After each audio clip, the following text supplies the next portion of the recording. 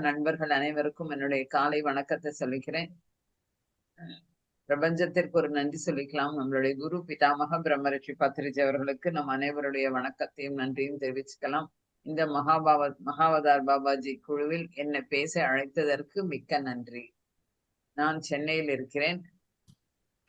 8 வருடங்களாக நான் தியானம் பண்ணிக்கிட்டு இருக்கேன். 8 வருடங்களுக்கு முன்னாடி இருந்த வாழ்க்கைக்கும் இப்ப இருக்கும் வாழ்க்கைக்கும் நினைச்சு பார்க்கும்போது ரொம்ப ஆனந்தம், பேரானந்த நிலையில இருக்கேன். அது எல்லாமே தியானத்தினால் தான் வந்தது. இந்த தியானத்தினால் ஞானம் அப்படின்றது எப்படின்னு சொன்னா, இந்த தியானத்திற்கு முன்னாடி எனக்கு புத்தகங்கள் படிக்கும் பழக்கம் அப்படின்றதே கிடையாது. ஏதோ ஒரு புக்ஸ் எப்பயாவது படிப்போம், அவ்வளவுதான். ஆனா இப்ப புத்தகங்கள் வாசிப்பது, பேசுவதற்கெல்லாம் எனக்கு ஒரு பயம் வரும். ஐயோ! எப்படி பேசுறது இவங்க கிட்ட? நம்ம அப்படிலாம் ஒரு இது இருக்கும். அதுக்கப்புறம் படிப்படியாக நாம இந்த தியானம் பண்ணும்பொழுதும், சுவாத்தியாயம் செய்யும்பொழுதும், நான் புத்தகங்கள் வாசிக்கும் பொழுது, எனக்கு நிறைய விஷயங்கள் பேசணும் அப்படின்ற ஒரு ஞானம் கிடைச்சதே நான் பெருமையா சொல்லிக்கணும் இதுல. ஏன்னா எந்த ஒரு 4 பேர் இருந்தாலே பின்னாடி வந்துருவேன். ஐயோ! என்னை நானே அறிமுகப்படுத்திக் கொள்ள மாட்டேன். அந்த அளவுக்கு எனக்கு ஒரு பயம் இருக்கும் பேசறதுக்கு. இன்னைக்கு இவ்வளவு தூரம் பேசுறோம், இவ்வளவு நல்ல விஷயங்கள் கத்துக்கிட்டோம். இன்னொன்னு நான் ஒரு கிளாஸ் எடுக்கிறேன்னு சொல்லும்பொழுது, அது நான் படிக்கணும் அப்படின்னு சொல்லும்போது, புத்தகங்கள் வாசிக்கும் பழக்கம் நெறைய வந்தது. இதனால தான் இந்த மாரி குழுவில் எல்லாம் என்னால் பேச முடிகிறது. அதனால் மிகப்பெரிய ஒரு நன்றியை நம்மளுடைய பத்ரிஜிக்கும், எல்லாருக்கும் எனக்கு வாய்ப்பு கொடுத்த உங்கள் அத்தனை பேருக்கும் நான் மறுபடியும் சொல்லிக்கிறேன். மிக்க நன்றி. சைவத்தின் முக்கியத்துவம். நம்ம தலைப்பு இதுதான். சைவம் அப்படின்னு பத்ரிஜியோட கனவே என்னன்னு கேட்டா, உலகமே சைவமாக மாற வேண்டும் அப்படின்னாரு. உலகம் மாறும். ஒரு நாள் கண்டிப்பாக மாறும் அப்படின்றது நம்ம எல்லாருமே நம்ம ஒரு சங்கல்பம். ஏன்னா சங்கல்பம் வச்சுக்கலாம். என்னன்னு கேட்டா நல்ல ஒரு உன்னதமான விஷயத்திற்காக, லோகக்ஷேமத்திற்காக சங்கல்பம் அப்படின்றது கண்டிப்பாக வைத்துக் கொள்ளலாம். அது நம்ம சின்ன சின்ன விஷயங்களுக்கு நான் நல்லா இருக்கணும், நான் வீடு கட்டணும், என் பசங்க படிக்கணும், என்னுடைய ஆரோக்கியம் நல்லா இருக்கணும் அப்படின்னு சொல்லி நம்ம சங்கல்பம் அந்த மாதிரி வைப்பது தவறு. என்னால உலகமே தியானமாக மாறணும், உலகமே சைவமாக மாறணும், உலகமே பிரமிட் எனர்ஜியை நம்ம பயன்படுத்திக்கணும். அந்த மாதிரி சங்கல்பங்கள் கூட உயர்ந்த நோக்கத்தோட, பொது நலத்தோட, லோகக்ஷேமத்திற்காக அப்படின்னு சொல்லி அந்த மாதிரி வைக்கும் பொழுது நமக்கு அந்த சங்கல்பங்களுக்கு ஒரு சக்தி உண்டு. ஏன்னால் கூட்டு தியானம் அப்படின்றது நிறைய சக்தி வாய்ந்தது நமக்கு தெரியும். நம்ம ஒவ்வொருத்தரும் இந்த சைவமாக மாறணும். யாரை பார்த்தாலும் சொல்லலாம். முன்னாடிலாம் நான் யோசிப்பேன். நான் பை பர்த்டே வெஜிடேரியன். அதனால எங்களுக்கு அந்த மாரி விஷயங்கள் தெரியவே வீட்டுக்குள்ள ஒரு எக் கூட வந்தது கிடையாது. ஒரு கேக்ஸ் கூட வந்தது கிடையாது. அதனால எங்களுக்கு ஆனா நான் யார்ட்டயாவது சொல்லணும்னு சொன்னா பயப்படுவேன். ஐயோ! அவங்க ஏதாவது நினைச்சுப்பாங்களோ! ஆனா கஷ்டப்படுவேன். ஐயோ! என்ன இவங்கலாம் நான்வெஜ் சாப்பிடுறாங்கன்னு. ஆனா அது சொல்றதுக்கு ஒரு தயக்கம் இருக்கும். ஆனா இப்பொழுது யாருகிட்ட நான் தியானத்த பத்தி பேசினாலும் முதல்ல சைவமாக மாறுங்கள் அப்படின்னு சொல்றதற்கு உண்டான ஒரு இது கிடைச்சிருக்கு எனக்கு.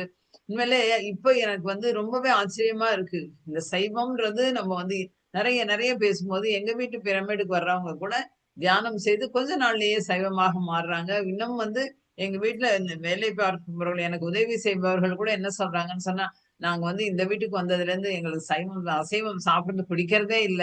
ஏன்னா இந்த வீட்டோட எனர்ஜி போல இருக்குன்னு அவங்களே சொல்ற அளவுக்கு நமக்கு ஒரு தியானத்தினால நமக்கு கிடைச்ச ஒரு நல்ல விஷயம். இதுக்கு என்னை ஒவ்வொருத்தரும் அதுதான் நம்ம சைவ பேரணிலாம் நடத்துறோம். அப்ப பாத்தீங்கன்னா, வழியில அந்த சைவ பேரணி, வெஜிடேரியன் ராலி நடக்கும்போது, நெறைய ஆடு, மாடுகள் எல்லாம் இருக்கும். அதெல்லாம் நம்மள ஒரு ஆசையா பார்க்கும். எங்களுக்காக நீங்க பண்றீங்க அப்படின்னு அனிமல் கிங்டமே பிளஸ் பண்ணுமாம். யோசிச்சு பாருங்க. எவ்வளவு ஒரு அற்புதமான விஷயம்.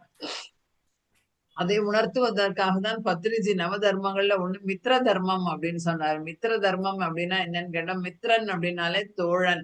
மித்ரன் அப்படின்னாலே நட்பு அப்படின்னு. அதுதான் அதுல அதுல நம்ம படிச்சு பார்த்தோம்னா, பரமசிவனுக்கு பாம்புடன் நட்பு.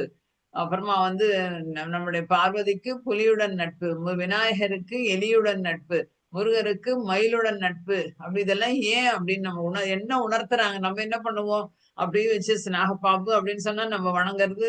அதுக்கப்புறம் இந்த மாரி விஷயங்கள் மட்டுமே நம்ம ஆனா என்னன்னு கேட்டா, அதை எதை உணர்த்துவதற்குன்னா, உலகம் சைவமாக மாற வேண்டும். அதை நமக்கு உணர்த்துவது நட்புடன் இருக்க வேண்டும். விலங்குகளுடன் நட்புடன் இருக்க வேண்டும். அப்படின்னு சொல்றதற்கான புரிதலுக்காகத்தான் நம்மளுடைய கடவுள்மார்கள் அத்தனை பேரும் விலங்கினங்களுடன் நட்பாக இருந்தார்கள். அப்படின்னு சொல்லும்பொழுதே நமக்கு தெரியுது, நமக்கு சைவமாக இருக்க வேண்டும். இன்னொன்னு யோசிச்சு பாருங்க. கோவில்களுக்கு போறோம். நம்ம வந்து எல்லாரும் கோவில்களுக்கு போறோம். அங்க பிரசாதங்கள் அப்படின்னு வாங்கி சாப்பிடுறோம். எந்த கோவில்லையாவது எஃகு குடுக்குறாங்களா? ஃபிஷ் குடுக்குறாங்களா? அசைவம் குடுக்குறாங்களா? யோசிச்சு பாருங்க. என்ன குடுக்குறாங்க? புளி சாதம், தயிர் சாதம், சர்க்கரை பொங்கல். அவங்க குடுக்குறது இதுதான் குடுக்குறாங்க. என்னன்னு கேட்டா, "நீ சாத்வீகமாக இரு." உணவு வந்து சாத்வீகம். இதை உணர்த்துவதற்காகத்தான். நம்ம அங்க போன உடனே கண்டிப்பா பிரசாதம் வாங்கி சாப்பிடுறோம். ஆனா மனசுல அத வச்சுக்கிறோமா? அப்படின்னு சொல்லும்பொழுது நமக்கு வந்து ரொம்ப வருத்தமான விஷயமா இருக்கு. எல்லாவற்றிலும் அந்த காலத்தில் எல்லாவற்றிலும் ஒரு புரிதல் இருந்தது. எல்லாமே ஒரு நோக்கத்தோடு தான் செய்தார்கள். இன்னொன்னு நாங்கலாம் சின்ன பிள்ளையா இருக்கும்போது, ஏதோ ஒரு கடை அப்படிதான் இருக்கும் நான்வெஜ் கடை. ஊருக்கு ஒதுக்குப்புறமாக இருக்கும். அந்த ஏரியா பக்கம் யாரும் போமாட்டாங்க. அவங்க எதேர்ச்சியா நம்மள பார்த்துட்டாங்கன்னா, கையில மறைச்சு வச்சுப்பாங்க. மறைச்சு வச்சுக்கிட்டு, ஐயோ! ஐயர் வீட்டு குழந்தை வருது, ஐயர் வீட்டு சார் வராரு. அதனால நம்ம இது அப்படி அந்த அளவுக்கு இருந்தது அப்போ. இப்ப பார்த்தீங்கன்னா, ஒரு தெருவுல 10 கடை, 20 கடை இருக்கு. அது எவ்வளவு கஷ்டமான ஒரு விஷயம். அந்த அசைவம் அப்படின்றது இப்ப ரொம்ப ரொம்ப ரொம்ப ஜாஸ்தியா போச்சு. ஏன்? ஏன் எல்லாரும் சாப்பிடுகிறார்கள்னா, ஒரு ஒரு மூடத்தனமான ஒரு நம்பிக்கை. என்னன்னு கேட்டா, அசைவம் சாப்பிட்டால் எனர்ஜி இருக்கும்.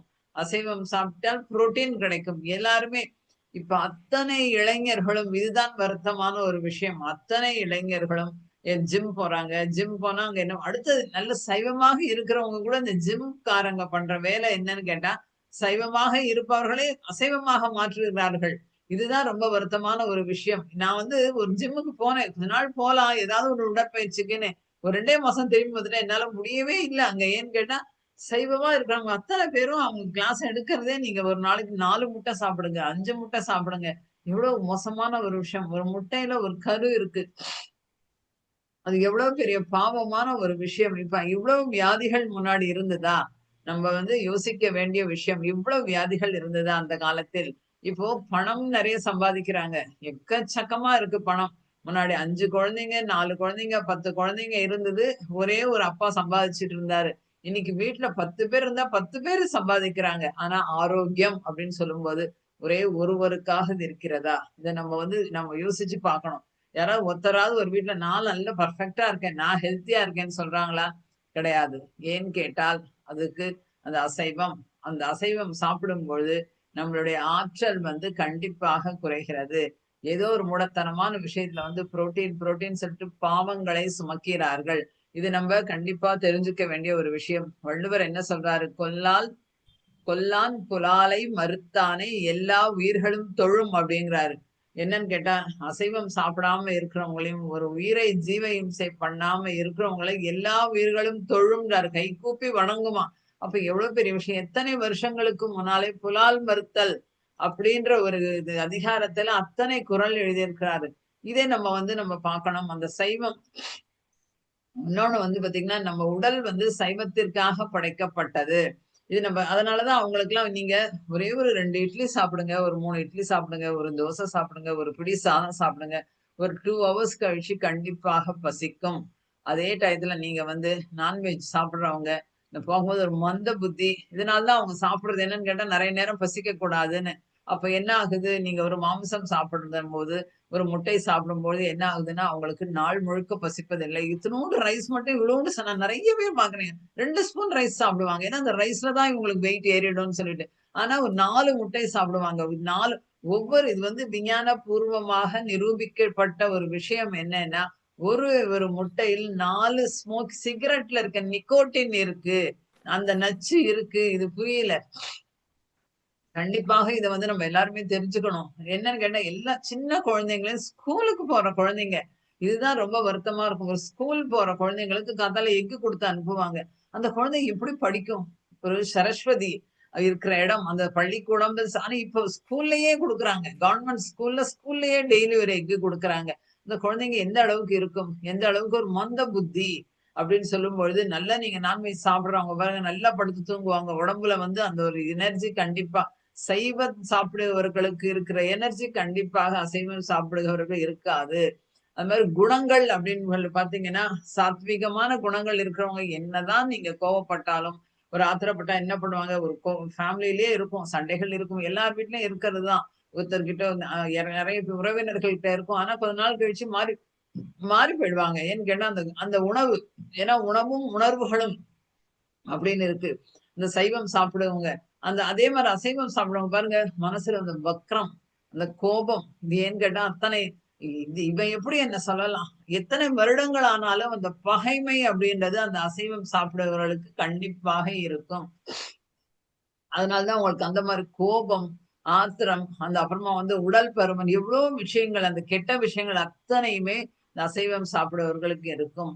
நம்ம உடம்புல இருக்க ஆர்கன்ஸ் எல்லாம் என்ன பண்ணுமா, வருத்தப்படுமா, எனக்கு இவ்வளவு ஹார்டா கொடுக்குறியே, எனக்கு டைஜஸ்ட் பண்ண ஒரு கிரைண்டர்ல நம்ம அரிசி போடுறோம், போட்டுட்டு அது சுத்திக்கிட்டே இருக்கு, தண்ணி உடல, அந்த மாதிரி எவ்வளவு டைட்டா, அதே மாதிரிதான் உடலுக்குள்ளும் நம்ம என்ன ஆயிடுறோம், போடும்பொழுது நம்ம உடல் சைவத்துக்காக படைக்கப்பட்டது. அதுல அசைவம் போடும்போது எவ்வளவு கஷ்டப்படும். நம்ம சொல்றோமா, எந்த ஒரு கல்லீரல் வேலை செய்ய சொல்றோமா, கிட்னிய வேலை செய்யன்னு சொல்றோமா, உடல் intestines, large intestine, small intestine இத்தனை இருக்கு. இது ஏதாவது சொல்றோமா நம்ம? தன்னால அது அதோட வேலைகள் செஞ்சுக்கிட்டு இருக்கு. அப்ப அதற்கு ஒரு நன்றி உணர்வாக நாம் இருக்கிறோமா? ஒரு நன்றி கடன் ஏன்னு கேட்டா, இறைவனால் படைக்கப்பட்ட தேகம் தேவாலயம், உடலே கோவில் அப்படின்னு சொல்றோம். அந்த உடலை நம்ம எப்படி பாதுகாக்கணும் சொல்றோமா நம்ம? அது தன்னால நம்ம தூங்கும் பொழுதும் வேலை செய்கிறது. அப்போ அதுக்கு ஒரு கருணையே இல்லாமல் நம்ம ஏகப்பட்ட விஷயங்கள் கொடுக்குறோம் அதுல. அது திருப்பி திருப்பி திருப்பி வரும்போது நம்ம உடம்புக்கு வரும்போது என்ன சொல்றோம்? எனக்கு மட்டும் ஏன் வருது? நான் நல்லா தானே எல்லா வேலையும் பண்றேன். எனக்கு மட்டும் ஏன் வருது? இந்த கடவுளுக்கு கண்ணே இல்லையா? நம்ம பண்ற தவறுகளுக்கு கடவுளை சுட்டி காட்டுகிறோம். அதனால உணவு என்பது ஃபர்ஸ்ட் மிதாகாரமா இருக்கணும். உலகத்திலேயே பாவமான விஷயம் என்னது அப்படின்னு சொன்னா பத்ரிஜி சொல்ற விஷயம், நீ அசைவம் சாப்பிடுவது. ஒரு உயிரை கொல்லும் அதிகாரம் நமக்கு இல்லை. இதை கண்டிப்பாக நம்ம தெரிஞ்சுக்கணும். எந்த உயிரையும் கொல்லும் அதிகாரம் நம்ம நம்ம வீட்டு குழந்தைங்களை யாராவது ஒரு அடி அடிச்சா நம்ம சும்மா இருப்போமா? அந்த காலத்துல ஸ்கூல் டீச்சரை சொல்லுவாங்க, நல்ல 4 சாத்து சாத்துங்க, ஒண்ணும் தப்பே கிடையாதும்பாங்க. இன்னைக்கு ஒரே ஒரு டீச்சர் ஒரு குழந்தைய அடிக்க பயப்படுறாங்க. என்னன்னு கேட்டா பேரண்ட்ஸ் போயிடுறாங்க, என் பிள்ளைய எப்படி அடிப்பேன்னு. அந்த மாதிரி இருக்கும்பொழுது இன்னொரு ஜீவன் அது எவ்வளவு கஷ்டப்படும். இன்னொன்னு நம்ம கோழி பண்ணை, ஆட்டு பண்ணைகளை போய் பாருங்க. பார்க்கும் பொழுது தெரியும். ஏன்னு கேட்டா, அது அந்த உயிரை இவங்க எடுக்கும் பொழுது, அது பயந்து வெளிரி நம்ம லேசா யாராவது எங்கேயாவது ஒரு அடிபட்டுது, யாராவது வராங்க, எவ்வளவு பயப்படுவோம் நம்ம. அந்த மாதிரி இருக்கும்பொழுது, அத நம்ம கொல்ல போறாங்கன்னு அதற்கு தெரியும் பொழுது, அது அப்படியே தவிக்கும். தவிக்கும் பொழுது, அதை அந்த அளவுக்கு கஷ்டப்படுத்தி, அத கொல்லும் பொழுது வாயில் நுரை தள்ளும். அப்ப பாத்தீங்கன்னா, அதோட அதோட இது எப்படி இருக்கும்? அப்படின்னு சொல்லும்பொழுது, நம்ம அந்த அந்த எனர்ஜி அதோட நெகட்டிவ் எனர்ஜி நம்ம உடலிலும் வரும். எவ்வளவு ஒரு பாவமான ஒரு விஷயம். முதல்ல எவ்வளவு பெரிய கர்மா. பூர்வ ஜென்ம ஹிருதம் பாபம் வியாதி ரூபேன பீட்டியதே அப்படிங்கிறார் கிருஷ்ண பரமாத்மா. என்னன்னு கேட்டா, நமக்கு ஒவ்வொரு கர்மாக்களையும் சேர்த்து கொண்டு போனோமானால், நம்ம எத்தனை ஜென்மங்கள் ஆனாலும் திரும்பி வர வேண்டும். நம்ம திருப்பி திருப்பி திருப்பி வந்துகிட்டே இருப்போம். இந்த பாவங்கள் செய்வதால திருப்பி திருப்பி வந்துகிட்டே இருக்கும். அப்ப எவ்வளவு ஒரு மோசமான ஒரு கர்மாவை நம்ம சுமந்து கொள்கிறோம். எவ்வளவு கஷ்டம். ஒரு உயிர் அப்படின்போது அந்த உயிரை கொண்டு நம்ம உயிர் நம்ம எவ்வளவு நாள் இருக்க போறோம்? எல்லாரும் வந்தவங்க அத்தனை பேரும் போகத்தான் போறோம் ஒரு நாள். அப்ப இத சாப்பிடுறதுனால என்ன ஆகுதுன்னு சொன்னா வியாதிகள் பெருக்கெடுக்கிறது. இந்த முட்டைகள் நிறைய சாப்பிடும் பொழுது மன அழுத்தம் வருகிறது. பிபி வருது. இவங்களுக்கு அதெல்லாம் புரியறது இல்ல. எல்லாரும் பண்ற தவறுகள் என்னன்னு கேட்டா, ஏன் இவ்வளவு வியாதிகள்? நீங்க யோசிச்சு பாருங்க. இன்னொன்னு, இந்த அப்ப ஒரு ஒரு அம்மாக்கு 10 குழந்தை பிறந்தது, 8 குழந்தை பிறந்தது, 5 குழந்தை பிறந்தது. எத்தனை பேர் நமக்கு கூட பிறந்தவங்க நமக்கு இந்த வயதுல இருக்கவங்களுக்கு இருக்கும். ஆனா இன்னைக்கு ஒவ்வொரு வீட்டிலும் ஒரு குழந்தை. அந்த ஒரு குழந்தைக்கும் எத்தனை ட்ரீட்மெண்ட் எடுக்கிறாங்க நிறைய பேர். எதுக்கு முன்னாடி ட்ரீட்மெண்ட் எடுத்திருக்காங்களா? ஏன்னு கேட்டா இந்த அசைவம். அந்த ட்ரீட்மெண்ட் எடுத்து அந்த குழந்தைய ஒரு குழந்தை பிறக்குமான்னு ஏங்குறாங்க. ஏன்னு கேட்டா எல்லாருக்குமே பிசிஓடி. இந்த லேடிஸ்க்கு பெண் குழந்தைகளுக்கு பாலிசிஸ்டிக் ஓவரீஸ் அப்படின்னு சொல்லுவாங்க. ஓவரீஸ்ல குட்டி குட்டி சிஸ்ட் இருக்கும் பொழுது என்ன ஆகும்னா, மாத விலக்கு என்பது மாதா மாதம் வராது. மாதா மாதம் வராத அவர்களுக்கு அந்த கர்ப்பம் தரிப்பது என்பது மிக மிக கஷ்டமான ஒரு விஷயம். அப்ப எதனால இது நம்மளே பண்ணிக்கிறோம். அதுக்கப்புறம் என்ன சொல்லுவாங்க, என்னவோ எவ்வளவோ சாமி கோவிலுக்கு போனேன், எவ்வளவோ வேண்டினேன், எனக்கு ஒரு குழந்தை பிறக்கல, என் பொண்ணுக்கு ஒரு குழந்தை பிறக்கல, என் பையனுக்கு அப்படின்னு சொல்லி வேண்டுவோம். ஆனால் அது பாவங்கள் நம்ம இந்த ஜென்மாலையும் செய்யறோம், போன ஜென்மாலையும் செஞ்சிருப்போம், 10 ஜென்மம் முன்னாலேயும் செஞ்சிருப்போம். எத்தனை ஜென்மங்களுக்கு முன்னால் நாம் செய்தாலும் அதனுடைய கர்ம பலனை நாம் அனுபவித்துத்தான் ஆக வேண்டும்.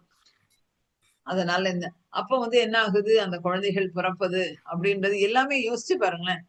இப்ப இருக்கிற சமுதாயத்துல எல்லார் வீட்லயும் ஒரு குழந்தை 2 குழந்தை இருந்தா அதிசயமான ஒரு விஷயம். இல்லங்க இதுக்கே நான் எத்தனை 8 வருஷம் ஆச்சு, 10 வருஷம் ஆச்சு ட்ரீட்மெண்ட் எடுத்துன்னா, ஏன் ட்ரீட்மெண்ட் எடுக்கணும்? என்னால உடம்பில் சத்து இல்லை. அந்த சத்து ஏன் இல்லை அப்படின்னா, நானே பார்த்திருக்கேன். எங்களுக்கு தெரிஞ்சவங்க ஒரு பையன் என்ன பண்ணுவான்னா, ஒரு நாளைக்கு 8 முட்டை சாப்பிடுவேன்பான். ஐயோ! என்னடா 8 முட்டையா சாப்பிடுறது? அப்படின்னு கேட்டா, புரோட்டீன் அப்படிம்பான். நான் ஜிம்முக்கு போறேன்பான். அது ரைஸ் பத்தி அது இன்னொன்னு எல்லா அறுசுவையும் வேணும் நமக்குன்னு சொல்லியிருக்கிறாங்க. ஆனா, அவங்க என்ன பண்ணுவாங்கன்னா, வெறும் ஒரு பாயில்டு ஒரு ரைஸு, அதுல ஒரு எக்க மிக்ஸ் பண்ணி, ஒரு பெப்பர போட்டு, அது என்னது இது? யோசிச்சு பாருங்க.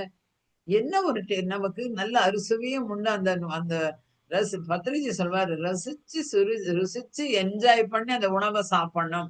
அந்த உணவு சைவமாக இருக்கணும். அத ருசித்து அப்பப்ப சமைச்சு அவ்வளவு அழகா சாப்பிடணும்னு. அப்ப அதனால என்னாச்சுன்னா 8 வருஷமா குழந்தைங்க இல்ல. ஏன்னா போதுமான சக்தி இல்ல. போதுமான சக்தி இல்ல. எத்தனை டாக்டர்கள், எத்தனை ட்ரீட்மெண்ட், எத்தனை ஊசி குத்துறது, எத்தனை கெமிக்கல் உள்ள போகுது யோசிச்சு பாருங்க. இது இதற்கான ஒரு புரிதல் கண்டிப்பாக வேணும் அப்படின்னு சொல்றாங்க. ரைடிங் அப்படின்னு சொல்றோம். நீங்க விலங்குகள்லயே எடுத்துக்கோங்க. அசைவம் சாப்பிடும் விலங்கு அப்படின்னு சொல்லும்பொழுது, புலி, சிங்கம் அதுதான் கோரை பற்கள் அதெல்லாம். ஆனா பாத்தீங்கன்னா, பசு சொல்லுவாங்க இல்லையா? புலி பசித்தாலும் புல்லை தின்னாது அப்படிம்பாங்க. ஏன்னா அதுக்கு நான்வெஜ் தான் கண்டிப்பா வேணும். அதே பசுமாடு இவங்க இதெல்லாம் பாத்தீங்கன்னா, எவ்வளவு பசியாக இருந்தாலும் அது அசைவம் அப்படின்றது சாப்பிடாது. இன்னொன்னு ரைடிங் போவாங்க. எதுல போறோம் அப்படின்னு சொன்னா, horse riding, camel riding, elephant riding இதுல தான் நம்ம போவோம். சவாரி, குதிரை சவாரி அப்படின்னு. இது அத்தனையுமே என்னன்னு கேட்டா, சைவம் சாப்பிடும் விலங்குகள். அப்ப அதுக்கு எவ்வளவு எனர்ஜி இருக்குன்றத நம்ம யோசிச்சு பார்க்கணும்.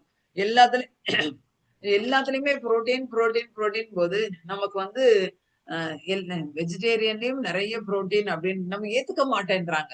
அசைவம் சாப்பிடுபவர்கள் ஆனா நமக்கு எவ்வளவு பெரிய விஷயம். நம்ம தியானத்துக்கு வந்ததுக்கு அப்புறம் எத்தனையோ பேர் சைவமாக மாறியிருக்காங்க. அவங்க அத்தனை பேருக்கும் மிகப்பெரிய நான் ஒரு நன்றி சொல்லிக்கிறேன் நானு.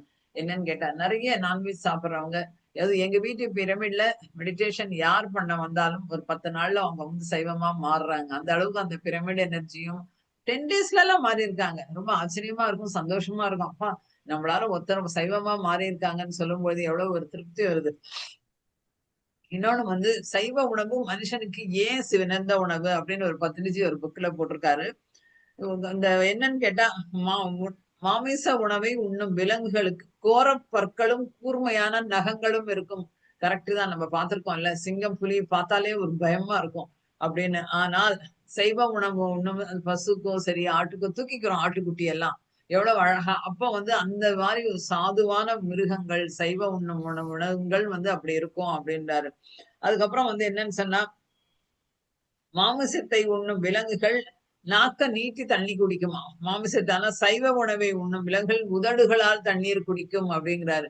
எவ்வளவு நல்லா இருக்குங்க பாருங்க. ஆனா அது என்னன்னு கேட்டா, இன்னொன்னு மாமிச உணவை உட்கொள்ளும் விலங்குகளின் குட்டிகள் கூட என்ன பண்ணுமாம், பிறந்த 7 நாட்கள் வரை அதுக்கு கண் பார்வை தெரியாதாம். அதிகப்படியா இருக்காதாம். ஆனால் சைவ உணவை உட்கொள்ளும் விலங்குகளின் குட்டிகள் பிறந்த நிமிடத்திலிருந்தே சாதாரண பார்வை பெற்றிருக்கும். விலங்குகளுக்கு கூட அந்த விலங்குகள் கூட நீங்க அப்படி இருக்கும் பொழுது, அந்த மனிதன் அப்படின்னு சொல்லும் பொழுது எப்படி இருக்கணும் அப்படின்னு. அதுக்கப்புறம் இந்த ரெசிஸ்டன்ஸ், இம்யூனிட்டி நோயை கட்டுப்படுத்தும் சக்தி பாத்தீங்கன்னா, சைவம் நமக்கு மனிதர்கள் யார் சைவமாக இருக்காங்களோ, அவங்களுக்கு நல்ல அந்த ரெசிஸ்டன்ஸ் பவர் இருக்கும். இது நெறைய நம்ம பார்த்திருக்கோம். நான்வெஜ் சாப்பிடுறவங்களுக்கு என்னன்னா ஒரு பயம் வரும். ஒரு சின்ன சின்ன விஷயங்களே ஒரு இருமலே வந்தா கூட இவனுக்கு ஏன் வந்தது? அந்த பயம்ன்றது ஏன்னு கேட்டா, நம்ம உள்ளுக்குள்ள நம்ம போடுற உணவால. காந்திஜி ஒரு சிறையில் இருக்கும்போது எல்லாருக்குமே தெரிஞ்ச விஷயம். ஒரு நாள் என்ன பண்ணாராம், அவருக்கு கோபம் மாத்திரம் ஏதோ வந்தது. அவருக்கு புரியலையா, நம்ம அந்த மாரி குணம் இருக்கிறவங்க இல்லையே. ஏன் அப்படி வந்தது? அப்படி யார் இன்னைக்கு சமைச்சாங்க? அப்படின்னு கேட்கும்பொழுது, ஒரு தூக்கு தண்டனை கைதி, ஒரு கொலை செய்தவன் தூக்குக்கு போக போறான்னாம். அப்ப பார்த்தீங்கன்னா, அந்த உணவு யாரோ அந்த அந்த உணவில் அவன் சமைச்சிருக்கான். அது சைவ உணவு தான். ஆனாலும் என்னன்னு கேட்டா, அவன் அந்த இந்த காந்திஜிக்கு வந்திருக்குன்னு கேட்டா, அவனுடைய எனர்ஜி. அதனால அந்த உணவு நான்வெஜ் சாப்பிடுறவங்க சைவத்தை சமைத்தால் கூட, அந்த சைவம் அந்த அந்த அந்த அந்த அந்த ஃபுட்டுல பார்த்தீங்கன்னா, அந்த மாரி ஒரு நெகட்டிவ் எனர்ஜி அப்படின்னு சொல்லும்பொழுது, அப்ப அந்த சாப்பிடுறவங்களுக்கு எப்படி இருக்கும்?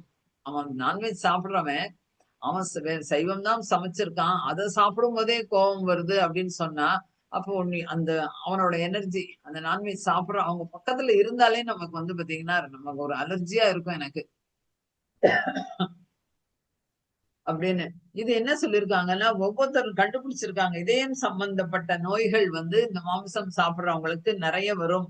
நெறைய வருகிறது என்று அமெரிக்காவை சேர்ந்த டாக்டர் வில்லியம் ராபர்ட் அப்படின்றவரு வந்து ரிசர்ச் பண்ணியிருக்காரு. யோசிச்சு பாருங்க. யுஎஸ்ல நெறைய பேர் வீகனாவே மாறியிருக்காங்க. நெறைய ஃபாரின் கண்ட்ரீஸ்ல இப்ப நெறைய நம்ம வந்து வெஜிடேரியனா மாறுறாங்க. வீகன் சொன்னா நம்ம பால் ப்ராடக்ட் கூட சாப்பிடுறது இல்ல அப்படின்லாம் வந்து வச்சிருக்காங்க.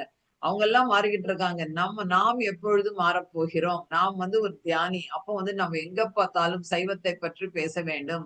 சைவ உணவின் முக்கியத்துவத்தை பற்றி சொல்ல வேண்டும். சைவ பேரணிகள் நடக்கும் பொழுது கலந்து கொள்ள வேண்டும். இது எல்லாம் நமக்கு ஒரு ஆற்றலை கண்டிப்பாக கொடுக்கும். அதுக்கப்புறம் வந்து அவர் என்ன சொல்றாருன்னு சொன்னா, மக்கள் மாமிச உணவை உண்ண ஆரம்பித்த பிறகுதான் இவ்வளவு வியாதிகள். கரெக்ட்டான ஒரு விஷயம். இவ்வளவு டாக்டர்ஸ் இருந்தாங்களா? இவ்வளவு வந்து ஒரு மெடிக்கல் ஸ்டோர் இவ்வளவு இருந்ததா? தேடுவோம். ஒரு ஊர்ல 1 தான் இருக்கும். இப்ப ஒரு ஒரு ஸ்ட்ரீட்லயே 10, 15 இருக்கு மெடிக்கல் ஸ்டோர். ஏன் இருக்குன்னா, வியாதிகள் பெருக ஆரம்பித்து விட்டது. இன்னொன்னு வந்து பாத்தீங்கன்னா, அதுலயும் மீன் எண்ணெய் மாத்திரை. இது சாப்பிட்டா நல்லது. எவ்வளவு ஒரு மோசமான ஒரு விஷயம் இல்ல? அது எதுல பண்றாங்களோ, என்ன பண்றாங்களோ, எத்தனை மீனை கொன்றார்களோ, அந்த மீன் எவ்வளவு தவிச்சுதோ, அத வந்து நம்ம சாப்பிடுறோம். ஆனா இன்னொன்னு நெறைய பேரு நான் வெஜிடேரியன் தான் அப்டிம்பாங்க. ஆனா இந்த மீனெண்ணெய் மாத்திரை இது நம்ம நேரடியா மீன் சாப்பிடுறது இல்லையே அப்டிம்பாங்க. இதையும் எல்லாரும் புரிந்து கொள்ள வேண்டும். கார்லிக், மஷ்ரூம் எப்படி அதுவும் வந்து நமக்கு வந்து நம்ம சாப்பிடக்கூடாது. ஏன் சாப்பிடக்கூடாது அப்டின்னு சொல்லும்போது, பூண்டு வந்து ஒரு மந்த புத்தியை குடுக்கும். அது சாப்பிடும்போது பார்த்தீங்கன்னா, நம்ம எல்லாரும் என்ன சொல்லுவாங்க, பூண்டு நல்லது, கேஸ்ட்ரிக்கு நல்லது அப்படின்னு. அடுத்து நான் சொல்றேன் நம்மளுடைய சைவத்துல எவ்வளோ சத்துக்கள் இருக்கு அப்படின்னு சொல்லிட்டு. அதுக்கப்புறம் வந்து என்னன்னு கேட்டா, அந்த குழந்தைங்களுக்கு வந்து நம்ம சொல்லணும் அப்படின்றாரு. பத்திரிஜி என்ன சொல்றாருன்னா, நமக்கு வந்து அந்த ஜீவகாருண்யம் பத்தி, நமக்கு அஹிம்சை பத்தி இது எல்லாமே நாம் கண்டிப்பாக சொல்ல வேண்டும். இந்த குழந்தைங்களுக்கு ஏன்னா சின்ன வயசுல இருந்தே என்னன்னு கேட்டா, பெற்றோர்களை நம்பி என்ன நம்ம குடுக்குறோமோ, அத அந்த குழந்தைங்க சாப்பிடுது. அப்ப நம்ம எவ்வளவு அழகா அந்த குழந்தைங்கள வளர்க்கலாம். நம்ம என்ன பண்ணிடுவோம், எக் குடுத்தாதான் என் குழந்தை சாப்பிடுவான். நாங்க எல்லாருமே நான்வெஜ் ஆர்டர் போட்டாலே நான்வெஜ் தான் ஆர்டர் போடும். அந்த குழந்தைக்கு 10 வயசு கூட இருக்காது. அப்ப அந்த குழந்தைக்கு என்ன தெரியும்? அது ஒரு தவறுன்ற ஒரு புரிதல். ஏன்னா அம்மா, அப்பா சாப்பிடுறாங்க, குழந்தைங்க சாப்பிடுது. அப்ப பெற்றோர்கள் செய்யும் பாவங்கள் அந்த குழந்தைகளுக்கு கர்மாவாகிறது. இத நம்ம புரிஞ்சுக்கணும் கண்டிப்பாக. அப்படின்னு எத்தனையோ அந்த என்ன சொல்றாங்கன்னா, இந்த வில்லேஜ்ல வந்து நெறைய பளு தூக்குறவங்க, இந்த வேலைகள் செய்றவங்க பார்த்தீங்கன்னா, நான்வெஜ் சாப்பிடுறவங்க வந்து ஸ்ட்ராங்கா இல்ல அப்படிங்கிறாங்க. சைவம் சாப்பிடுறவர்களுக்கு ஒரு மனசுல ஒரு தைரியம். ஒரு சின்ன விஷயம் தூக்கல்னா கூட ஒரு தைரியம். ஆனா அதே அசைவம் சாப்பிடுறவர்களுக்கு எப்பொழுது பார்த்தாலும் மனதிற்குள் ஏதோ ஒரு பயம், ஏதோ ஒரு குழப்பம், இந்த மாரி விஷயங்கள் இருந்து கொண்டே இருக்கிறது அப்படின்றாங்க. அதுக்கு இன்னொன்னு வந்து என்ன சொல்றாங்கன்னு சொன்னா, இந்த துரோகம், ஏமாத்துறது இதெல்லாம் வந்து பார்த்தீங்கன்னா, சைவம் சாப்பிடுபவர்களுக்கு கண்டிப்பாக இருக்காது. யோசிப்பான். அவன் வந்து ஏன்னா பேசிக்காவே ஒரு வெஜிடேரியன். பேசிக்காவே வந்து நான் ஒரு உயிர கொன்னதில்ல. அப்ப வந்து அவன் என்ன பண்ணுவான், ஐயோ! நம்ம இவங்களுக்கு துரோகம் பண்றோமே! ஒரு ஒரு வாட்டி பண்ணா கூட அதுக்கப்புறம் என்ன ஆயிடும், ஐயோ! மாத்திக்கணும். தப்பா பண்ணிடுறோம். அப்படின்னு சொல்லிட்டு, அதே வந்து அசைவம் சாப்பிடுபவர்களுக்கு என்ன ஆகும்னா, நெறைய கோபங்கள், வெறுப்புகள், துரோகம் பண்றது, ஏமாத்துறது, திருடுறது, கொலை பண்றது. ஏன்னு கேட்டா, அவன் ஆல்ரெடி ஒரு ஒரு ஒரு உயிர கொன்னு சாப்பிடுறான். அவனுக்கு கொலை பண்றது ஒண்ணும் ரொம்ப கஷ்டமான விஷயம் இல்ல. இந்த மாரி விஷயங்கள், இது எல்லாமே அசைவம் சாப்பிடுபவர்களுக்கு கண்டிப்பாக இருக்கும். அப்ப வந்து என்னன்னு கேட்டா, இன்னொன்னு நம்ம என்ன பண்றோம், டேஸ்ட் டேஸ்ட் அப்படின்றோம். யார பாரு பிரியாணி, பிரியாணி. இந்த பிரியாணின்னு பேர் சொல்லும்போதே ஒரு மாதிரியா இருக்கும். அந்த மாரி பார்த்தீங்கன்னா, டெய்லி சாப்பிடுறவங்க இருக்கிறாங்க. டெய்லி சாப்பிடுறவங்க. இந்த மாரி பிரியாணிகள் அப்ப யோசிச்சு பாருங்க. அதுல பலம் சொல்றோம், சுவைன்னு சொல்றோம். ஆனா சைவ உண்ணும் விலங்குகள், நீங்க வந்து அந்த விலங்குகள் வந்து சந்தோஷமா இருக்கு. சைவத்த சாப்பிட்டு எவ்வளவு ஸ்ட்ரென்த்தா இருக்கு. அப்ப நாமும் சைவமாக இருக்கும் பொழுது, நமக்கும் அந்த ஆற்றல், அந்த எனர்ஜி வரும். ஒரு சின்ன விஷயம் நம்ம யோசிச்சா போதும். என்னன்னு கேட்டா, நம்ம ஒரு உயிர கொல்றோம். இதுதான். நம்ப ஒருத்தர் இறந்து போயிட்டாருன்னு சொன்னா என்ன பண்ணுவோம்? பாடி எப்ப எடுக்க போறீங்க? தொடக்கூட மாட்டோம். பக்கத்துல கூட மாட்டோம். என்ன சொல்லுவோம்? ஐயோ! இன்ஃபெக்ஷன் ஆயிடும். வந்தவுடனே என்ன பண்ணுவோம்? நம்ம வந்து ஐயோ! நம்ம அங்க அங்க போயிட்டு வந்திருக்கோம். வாசல்லயே குளிக்கணும். இல்லன்னா பின்னாடி போய் குளிச்சுட்டு வரணும். வீட்டுக்குள்ள வரக்கூடாது. இவ்வளவு சொல்லுவோம். அதே அதே ஒரு டெட் பாடி தான் நம்ம நம்ம இதுக்குள்ள போடுறோம். ஒரு பிணத்தை நாம் உண்கிறோம். இத எல்லாரும் புரிஞ்சுக்கணும். ஒரு இறந்து போன விஷயம், ஒரு வீட்ல வந்து யாராவது ஒருத்தர் இறந்து போனா தொடக்கூட மாட்டோம். அவ்வளவு விஷயங்கள் பண்ணுவோம். ஆனா, நம்ம வந்து இது ஒரு உயிர், ஒரு பிணத்தை நாம் உண்கிறோம். இது எவ்வளவு ஒரு மோசமான விஷயம் இல்ல? எப்படி ஒரு மனசாட்சி அவங்களுக்கு வந்து குத்தலையா சாப்பிடுறவங்களுக்கு? இத நம்ம யோசிக்காம நல்லா யோசிக்கணும் நம்ம. அடுத்தது வந்து முட்டை சைவமா? அசைவ உணவா? இது பெரிய எல்லாரும் என்ன சொல்றாங்கன்னா, முட்டை வந்து ஒரு ஜோக்கா கூட சொல்லுவாங்க. முட்டை வந்து உருண்டு உருண்டு வெஜிடேரியனுக்கு வந்துருச்சு. சைவத்திற்கு வந்து விட்டது அப்படின்னு. முட்டை வந்து கண்டிப்பாக ஏன்னு கேட்டா எல்லாருமே மீடியாக்கள் எல்லாரும் மீடியாக்கள் எல்லாரும் ஜிம் போறவங்க, டாக்டர்ஸ் கூட எடுத்துக்கோங்க. நீங்க வந்து எக் சாப்பிடுங்க. நீங்க உங்களுக்கு உடம்புல சத்து கம்மியா இருக்கு. டெய்லி ஒரு எக் குடுங்க. குழந்தைங்களுக்கு உடனே சொல்லுவாங்க அனிமிக்கா இருக்கு. எக் குடுங்க. ஏன்னா எல்லாருமே அதையே படிச்சுட்டு வராங்க. ஏட்டு சுரக்காய் தானே. எல்லாமே புக்கிஷ் நாலேட்ஜ். அவங்களுக்கு மட்டும் என்ன கண்டுபிடிச்சிருப்பாங்க? நம்ம அவங்கள நம்பி நம்ம உடம்ப பத்தி நமக்கு தான் தெரியணும். டாக்டர்ஸ் தெரியணும்னு அவசியம் இல்ல. அப்போ வந்து என்ன ஆகுதுன்னு சொன்னா, முட்டை சாப்பிடுங்கன்றாங்க. ஆனால் முட்டை வந்து சைவ உணவு இல்லை. மாமிச உணவு தான் அப்படின்றாங்க. முட்டை நெறைய சாப்பிடும்பொழுது என்னன்னு கேட்டா ஃபைபர் கிடையாது. கண்டிப்பாக அதுல நார்ச்சத்து இருக்காது. எல்டிஎல் கெட்ட கொழுப்பு எல்டிஎல்ன்றது லோ டென்சிட்டி கொலஸ்ட்ரால் அப்படின்றது வந்து பார்த்தீங்கன்னா, நெறைய நெறைய அது நெறைய இருக்கக்கூடாது. கம்மியா இருக்கணும். எல்டிஎல்ன்றது இதயத்திற்கு ரொம்ப ரொம்ப தேவையான ஒரு விஷயம். கம்மியா இருக்கணும். ஜாஸ்தியா போகும்பொழுது இதயம் பாதிக்கும்.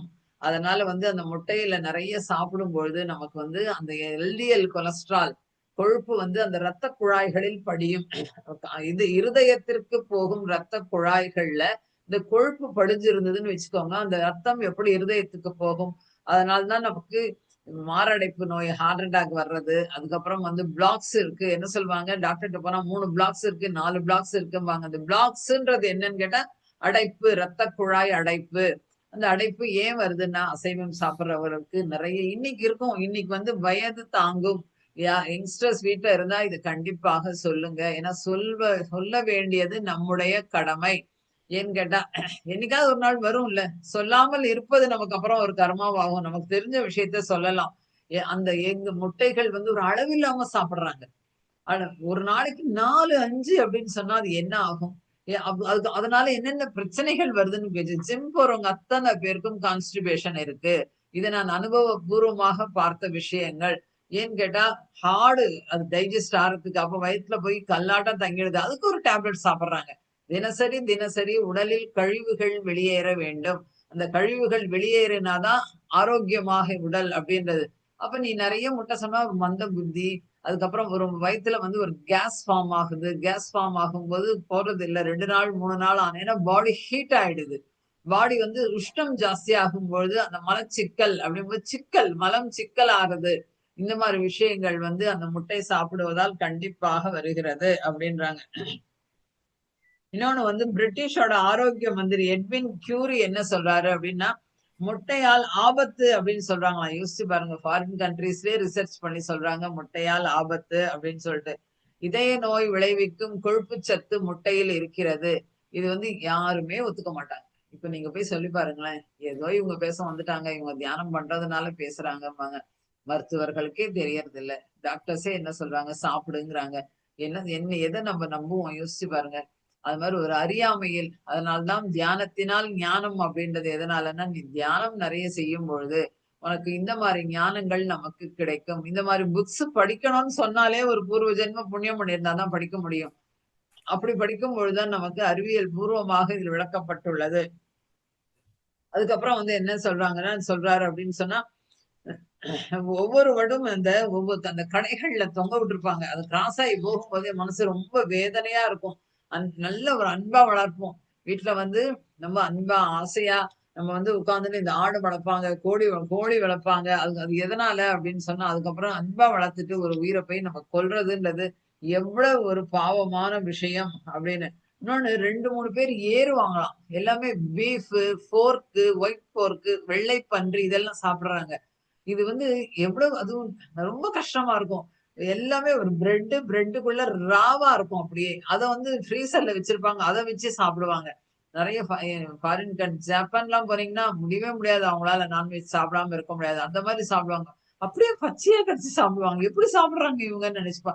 அப்ப வந்து என்ன பண்ணுவாங்களாம், அத கொலை செய்வதற்கு அது மேல ஏறி கழுத்த இறுக்கி ஏறி நின்னு கொலை செய்வாங்களாம். எவ்வளவு ஒரு பாவமான ஒரு விஷயம். அதுக்கு அந்த மாதிரி ஒரு விஷயத்த நாம் வந்து சாப்பிடுகிறோம் அப்படின்னு சொல்லும் பொழுது நமக்கு பாவத்தை சுமந்து கொள்கிறோம். தேகம் தேவாலயம் சொல்லும் பொழுது அந்த தேகத்திற்கு உண்டான நல்ல விஷயங்கள் கொடுப்பதில்லை. அப்ப அதுல கொண்டு போய் நம்ம அசைவத்தை கொடுக்கிறோம். அசைவ உணவு விஷ ஆகாரம். நமக்கு சைவ உணவு தான். என்ன சைவமாக மாறுங்கள், மனிதனாக வாழுங்கள் அப்படின்றாங்க. மனிதனாக வாழணும் அப்படின்னு சொன்னா அவன் கண்டிப்பாக சைவமாகத்தான் இருக்க வேண்டும். இத நம்ம நம்ம நிறைய பேர் வந்து நம்ம வச்சுக்கணும். அதுக்கப்புறம் வந்து என்ன பண்ணுவாங்கன்னா, மீன் ஃபிஷ் அத என்ன பண்ணுவாங்கன்னா, அத பிடிக்கிறதுக்கே ஒரு குச்சில என்ன பண்ணுவாங்க, ஒரு புழுவ இது பண்ணுவாங்க. கொண்டு போய் அது புழுவ குத்தி அது காட்டும்போது அந்த அந்த புழுக்காக அந்த ஃபிஷ் மேல வரும்போது பிடிச்சிடுவாங்க. எவ்வளவு ஒரு அந்த ஃபர்ஸ்ட் ஃபிஷ் அந்த புழுவ கொல்றாங்க. அதுக்கப்புறம் வந்து அந்த மீன கொல்றாங்க. இது வந்து நமக்கு எவ்வளவு பாவமான விஷயம் அப்படின்றது பார்க்கணும். அதுக்கப்புறம் நம்ம வந்து இன்னொன்னு பார்க்கலாம். நமக்கு வந்து சைவத்துல எல்லாரும் சொல்ற விஷயம் வந்து என்னன்னு கேட்டா, சைவத்துல இல்லை. சைவத்துல சத்து இல்லை. இது ஒண்ணு சொல்லிடுவாங்க. டயட் அப்படின்னு ஒரு டயட்டீஷியன் கூப்பிட்டா, நீங்க சைவமா? சைவத்துக்கு பெருசா ஒண்ணுமே இல்லையே! அப்படின்ருவாங்க. ஏன்னா அவங்க படிச்சது. அவங்க எல்லாமே புத்தக நாலேட்ஜ். புத்தகத்துல இருந்து புக்கிஷ் நாலேட்ஜும்பாங்க. அது அது அவசியம் இல்லை. நமக்கு வந்து பிராக்டிகலா என்ன தெரியும்? ஏன்னா அவங்க படிச்சது நம்மளா உணரணும். முதலில் பாவம். அதுக்கப்புறம் வெஜிடேரியன்ல எவ்வளவு இருக்கு அப்படின்னு சொல்லும்பொழுது, புரோட்டீன்ஸ் எல்லாருமே புரோட்டீன்ஸ் தான் சாப்பிடுறோம். யாராவது நமக்கு வந்து வீட்ல குழந்தைங்களுக்கு சுண்டல் குடுக்குறாங்களா? யோசிச்சு பாருங்க.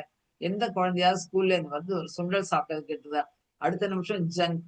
அடுத்த நிமிஷம் அவங்களுக்கு பர்கர் வேணும், பீஸா வேணும், பிரெட் சாண்ட்விச் வேணும். இத தான் குடுக்கும். ஃப்ரூட்ஸ் யாரா இயற்கை உணவு அப்படின்னு சொல்லும்பொழுது, இயற்கை உணவை நாம் குழந்தைகளுக்கு எந்த குழந்தையும் சாப்பிடுறதில்ல. வரும்போதே வாங்கிட்டு வராங்க. அதுல வந்து பாத்தீங்கன்னா, நமக்கு எவ்வளவு விஷயம் இருக்கு. நம்மளுடைய பருப்புகளில வந்து 25% சோயா பீன்ஸ் அப்படின்னு சொல்லுவாங்க. ரொம்ப நல்லா இருக்கும் சோயா பீன்ஸ். அதுல வந்து 43.2% வந்து புரோட்டீன் இருக்கு. அதுக்கப்புறம் வந்து அ அது அப்படி பார்த்தா எக்குல வந்து 13% தான் இருக்கு. அப்ப யோசிச்சு பாருங்க எதுல ஜாஸ்தி இருக்கு? இறைச்சியில வந்து 18 தான் இருக்கு. 18% தான் இருக்கு.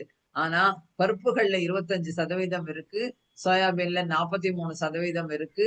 மத்தபடி கிராம்ஸ் பச்சை பயிறு, இந்த மாரி பருப்பு வகைகள், கொட்டை வித்துக்கள் இதுலலாம் பார்த்தீங்கன்னா 22% இருக்கு. இது எல்லாத்தையும் விட கம்மியாகத்தான், குறைவாகத்தான் நம்ம வந்து எக்லயும், மீட்லயும் இருக்கு. இத நம்ம புரிஞ்சுக்கணும். அதுக்கப்புறம் கார்போஹைட்ரேட் அப்படின்னு சொல்லும்பொழுது, கார்போஹைட்ரேட் வந்து எக்குல 0%. அதனால தான் எல்லாரும் எஃகு சாப்பிடுறாங்க. அறிவில்லாதவர்கள். ஏனால் உடம்பிற்கு மாவுச்சத்து என்பதும் கண்டிப்பாக தேவை. இத நம்ம புரிஞ்சுக்கணும். மாவுச்சத்து கண்டிப்பா உடல பலப்படுத்தும். அந்த காலத்துல ரைஸ் தானே சாப்பிட்டாங்க எல்லாரும். இன்னைக்கு யார பார்த்தாலும் ஐயோ! ரைஸ் வேண்டாம். அப்படின்னாங்க. இந்த ரைஸ் சாப்பிட்டு நல்லா தான் இருந்தாங்க. ராத்திரி கூட பார்த்தீங்கன்னா, எங்க அப்பாலாம் மோர் சாதம் சாப்பிடாம படுத்துக்க மாட்டாரு. கொஞ்சமாவது சாப்பிடணும்மா அப்படிம்பாரு. என்ன ஆச்சு? நல்லா தான் இருந்தாங்க. இப்ப எல்லாவற்றிற்கும் காரணம் மனம். இத நம்ம புரிஞ்சுக்கணும். இத சாப்பிட்டா நமக்கு அப்படி ஆயிடும். இத சாப்பிட்டா தான் தெம்பு வரும். நீ மனசுல போட்டு போட்டு தப்பான நீ என்ன விதைக்கிறோமோ அதுதான் வரும். மனசுக்குள்ள நீ வந்து தேவையில்லாத விஷயங்கள் இது மாரி குப்பைகள தூக்கி போடு. எது தேவையோ அத வச்சுக்கிறது இல்ல. ஒரே ஒரு நாள் கூட சாப்பிட மாட்டாங்க. இப்ப குழந்தைங்க கூட ரைஸ்னா, "நைட்ல ரைஸ் குடுக்குறீங்களா?" அப்படின்னு கேட்பாங்க. அந்த மாதிரி ஏன்னா ஒரு எக் குடுத்தா நல்லா இருக்கும்ல. அவன் ஃபுட்பால் பிளேயர் அப்படிம்பாங்க. அவன் வந்து இது ஸ்போர்ட்ஸ் போறான். அப்போ வந்து அவனுக்கு ஸ்ட்ரென்த் வேணும் அப்படிம்பாங்க. எத்தனை முறை சொன்னாலும், எவ்வளவு வகுப்புகள் நான் வெஜிடேரியனுக்காக எடுக்கிறேன். ஆனாலும் கூட நெறைய பேர் இப்படி இருக்கும்பொழுது, அம்மா, அப்பாக்களுக்கு தான் நமக்கு வந்து கண்டிப்பாக தேவை. இது எப்படி உணர்த்தணும்னு சொன்னா, நெறைய தியான வகுப்புகள் பெற்றோர்களுக்கு எடுக்கணும், குழந்தைகளுக்கு எடுக்கணும். அவங்களுக்கு அந்த ஞானத்தை உணர வைக்கணும். அப்ப உணர வைக்கும் பொழுது கண்டிப்பாக புரியும். என்னன்னு கேட்டா, ஏன்னு கேட்டா தியானத்தினால் ஞானம். தியானம் செய்யும் பொழுது தான் நம்ம தவறு செய்கிறோம் என்ற எண்ணமே நமக்கு வருகிறது. தியானம் செய்யும் பொழுது தான். தெரியாம ஒரு ஆடோ, மாடோ சாப்பிடுறோம் வச்சுக்கோங்க. அவன் கையில ஒரு ஆட்ட குடுத்து கொல்லு அப்படின்னு கத்திய குடுத்தா கொல்ல மாட்டான். ஐய்யய்யோ! அது எப்படி கொல்றது? அப்படிம்பான். யாரோ கொல்றாங்க. நான் வந்து சாப்பிடுறேன் அப்படிம்பான். அதனால வந்து அது செய்ய வேண்டும். அதுக்கப்புறம் அந்த கார்பு வந்து பார்த்தீங்கன்னா, பருப்பிலும் அரிசி இந்த மாரி பருப்புல 60% கார்போஹைட்ரேட் இருக்கு. அதுக்கப்புறம் சோயாபீன்ல 22.9% இருக்கு. அதுக்கப்புறம் அப்படி பார்த்தீங்கன்னா, இந்த எக்குல 0% இருக்கு. மீட்ல 0% இருக்கு. அதனால தான் இந்த அந்த அறிவில்லாதவர்கள், முட்டாள் ஜனங்கள் வந்து இந்த ஜிம் போறவங்க அத்தன பேரும் சைவமாக இருப்பவர்களை அசைவமாக மாற்றுகிறார்கள். மாற்றுபவர்கள் அவங்கள நம்ம குறை சொல்ல வேண்டாம். நமக்கு ஒரு சுய புத்தி இருக்கிறதா? இதுக்கு அவன் மாத்திட்டான், அவன் மாத்திட்டான்னு சொல்லுவான். மாத்துறவன் அவனோட தொழில். அவன் சம்பாதிக்கணும். அவன் ஜிம்முக்கு வர்றவங்க எல்லாம் குச்சி மாரி ஆகணும்னு சொல்லி அவன் தொழிலுக்கு அவன் என்னென்னவோ கெட்டது சொல்லுவான். ஆனா நம்ம எங்க போச்சு சுய புத்தி? நம்ம ஏன் மாறல? அப்படின்னா நமக்கு அந்த தியான ஞானம் இல்லை அப்படின்னு தான் அர்த்தம். அதே போல அயன் இரும்பு சத்து எதுல இருக்குன்னா பருப்புல இருக்கு. 9.8% பருப்பில் நமக்கு அயன் இருக்கிறது. சோயாபீன்ல 11.5% அயன் இருக்கிறது. இரும்பு சத்து இருக்கிறது. பருப்பு வகைகள், கிராம்ஸ், இந்த பச்சை பயிறு, கொள்ளு அந்த மாதிரி விஷயங்கள் புரோட்டீனும் இருக்கு, கார்பும் இருக்கு. ஆனால் எக்குல 2% தான் இருக்கு. மீட்ல 2.5% தான் இருக்கு. அப்ப யோசிச்சு பாருங்க, ஒண்ணுமே சத்தே கிடையாது. ஆனால் சத்து சத்துன்னு ஒரு ஞானம் இல்லாம அதை சாப்பிடுகிறோம். பாஸ்பரஸ் அப்படின்ற சத்து அது வந்து கண்டிப்பாக எல்லாருக்குமே எல்லா சத்தும் தேவை. அது வந்து பாத்தீங்கன்னா பருப்பு வகைகள் நிறைய இருக்கு, சோயாபீன்ல இருக்கு, விதைகள்ல இருக்கு. ஆனால் நமக்கு வந்து மீட்ல 0.1% தான் இருக்கு. 0.1 ஒண்ணுமே இல்ல. அப்ப சத்து இல்லாத ஒரு வெக்கல சாப்பிடுற மாதிரி நம்ம சாப்பிடுறோம். நம்ம என்ன பண்றோம்? குறைச்சு இது பண்ணிக்கிறோம். பாவத்தை சுமந்து கொள்கிறோம். கலோரிஸ் அப்படின்னு சொன்னா, நமக்கு வந்து எல்லாரும் என்ன பண்ணுவாங்க? இவ்வளவு கலோரிஸ் தான் ஒரு நாளைக்கு சாப்பிடணும். யாரு வகுத்தது அத? யாரு வகுத்தது? யாரோ ஒரு மனுஷன் தானே வகுத்திருக்கான். அவனுக்கு ஏதாவது ஞானம் இருக்கா? என்னத்து கலோரி பார்த்து பார்த்து நம்ம வந்து சாப்பிடணும்ன்ற கட்டாயம் இல்லை. ஏன்னா, நம்ம அதற்கு தேவையான உடல் உழைப்பு வீட்ல வேலைகள் செய்ய மாட்டாங்க. அதுக்கும் ஆள வச்சுப்பாங்க. ஆனா ஜிம்முக்கு போறேன் நானும்பாங்க. யோசிச்சு பாருங்க. அந்த காலத்துல எவ்வளவு கலோரி பார்த்து சாப்பிட்டாங்களா? எவ்வளவு அருமையான உணவு சாப்பிட்டாங்க. ரசிச்சு ருசிச்சு சாப்பிட்டாங்க. சாப்பிடும்போதே என்ன ஆகும்? நமக்கு ஆசையா இருக்கும். இன்னும் கொஞ்சம் போட மாட்டாங்களா? அந்த மாரி இந்த கலோரிகள் கணக்கு அப்படின்றது தேவையில்லை. இன்னொன்னு ஒமேகா 3 அப்படிம்போம். ஒமேகா 3 அப்படின்னா எல்லாரும் பாத்தீங்கன்னா, இந்த ஃபிஷ் ஆயில், அதுக்கப்புறம் வந்து அந்த ஃபிஷ்ஷோட டேப்லெட்ஸ் இது சாப்பிடுறோம். ஆனா அந்த ஒமேகா 3 சைவத்துல பாத்தீங்கன்னா, ஃபிளாக்ஸ் சீட்ஸ் எல்லாருமே தெரியும். அந்த ஆளி விதை அப்படின்னு சொல்லுவாங்க. நெறைய முன்னாடிலாம் அதெல்லாம் தெரியாது. இப்ப நெறைய சூப்பர் மார்க்கெட்லயே விக்குது. ஆளி விதை, முளை கட்டிய வெந்தயம். முளை கட்டிய வெந்தயத்துல அந்த அளவுக்கு சிம்பிளான விஷயம். ஒரு ரூ. 10ல கிடைக்கக்கூடிய விஷயம். நைட்டு நல்லா நல்லா அலசிட்டு வந்து காத்தால நல்லா 2, 3 வாட்டி அலசிட்டு ஊற வைங்க. அது நல்லா ஊறுனதுக்கு அப்புறம் ஒரு நல்ல காட்டன் கிளாத்ல நல்லா முடி போட்டு வச்சிருங்க. பெருசு பெருசா வரும் நல்லா. அந்த வெந்தயத்த வெறும் வயித்துல ஒரு ஸ்பூன் நீங்க சாப்பிட்டீங்கன்னு வச்சுக்கோங்க. அந்த அளவுக்கு வந்து ஒமேகா 3 வந்து அதுல இருக்கு. அதுக்கப்புறம் சியா சீட்ஸ். சியா சீட்ஸ்ன்றது எல்லாருக்கும் தெரியும். வால்நட். வால்நட் அப்படின்றது அது 2, 2 சாப்பிடுங்க. நெறைய சாப்பிடணும் அவசியம் இல்ல. சோயா பீன்ஸ் இதுல எல்லாத்துலயும் ஒமேகா 3 இருக்கு. அதுக்கப்புறம் விட்டமின் சி. விட்டமின் சி நமக்கு கண்டிப்பாக தேவை. ஸ்கின்னுக்கு தேவை. இந்த விட்டமின் சி வேணும் கண்டிப்பா. அதுல இருக்குன்னா, ஆரஞ்சுல இருக்கு, லெமன்ல இருக்கு. லெமன் ஜூஸ் குடிச்சா சளி பிடிச்சுக்கும் அப்படிம்போம். வெந்நீர்ல குடிங்க. தப்பு கிடையாது. நல்ல வார்ம் வாட்டர்ல நல்லா கொஞ்சூண்டு பனவெல்லம், கொஞ்சூண்டு இஞ்சி தட்டி போட்டு நல்ல லெமன் பிழிஞ்சு குடிச்சு பாருங்க. ஒரு வார்மா அவ்வளவு டேஸ்ட்டா இருக்கும். ருசிங்க, ருசிங்க. நம்ம உடம்பு நாக்கு வந்து எல்லா சுவைகளும் அதுக்கு குடுக்கும்பொழுது தான் நாக்கு கூட சந்தோஷப்படும். அதுல இருக்கு நெல்லிக்காய். கண்டிப்பாக பிஎம்சில பாருங்க. ஒவ்வொரு ஞாயிற்றுக்கிழமையும் காத்தால 6:30 மணிலேருந்து 7:30 மணி வரைக்கும் ஞாயிற்றுக்கிழமை காத்தால யோகா மற்றும் இயற்கை மருத்துவமனை. அதுல வந்து டாக்டர் நிவேதா அப்படின்னு சொல்லி பேசுறாங்க. ஒவ்வொரு வாரம் ஒவ்வொரு பானங்கள் சொல்றாங்க. எப்படி எப்படி செய்யணும்? என்ன பண்ணணும்? உடம்பு தன்னைத்தானே சரி பண்ணிக்கொள்ளும். உடம்பு பஞ்சபூதங்களால் ஆனது. அதற்கு சைவம் தான் சிறந்தது அப்படின்னு சொல்லிட்டு வாரம் வாரம் கண்டிப்பா அத வந்து எல்லாருமே பாருங்க நீங்க. அந்த கிட்டத்தட்ட ஒரு இதுவரைக்கும் ஒரு 8 வீக்ஸ் ஆச்சு. நீங்க கண்டிப்பாக பாருங்க. அவங்க சொல்ற ஒரு ஒரு நாளைக்கு ஒரு ஜூஸ் குடிங்கன்றாங்க. டெய்லி வெண்பூசணி ஜூஸ் குடிங்க. நெல்லிக்காய் ஜூஸ் குடிங்க.